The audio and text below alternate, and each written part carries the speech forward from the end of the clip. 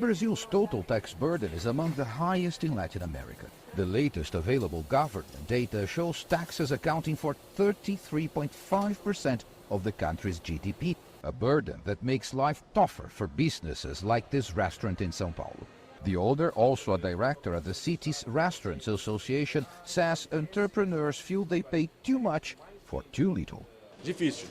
É muito caro e pouco retorno. It's hard. We pay a lot and we don't feel things are returning to us. It's hard to find qualified workers.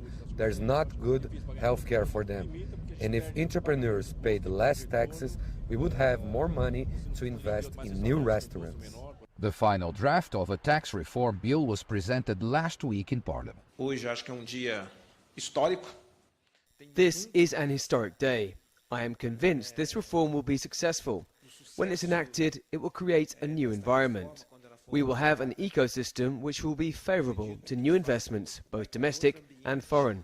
Negotiations have begun on details which will actually determine the taxes levied on each sector. But the general idea is increasing taxes on consumption and lighten the burden on lower income groups. The problem here in Brazil is not just the tax burden itself, but the number of labor hours companies must devote to complete the paperwork required under the country's very complicated system.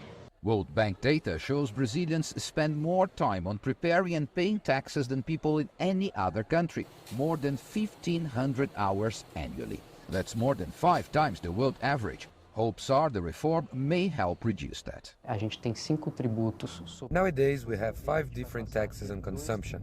With the reform, we'll have 2, one at the national level and a second one at state and municipal levels. So, with this, we'll have a significant reduction in the system's complexity.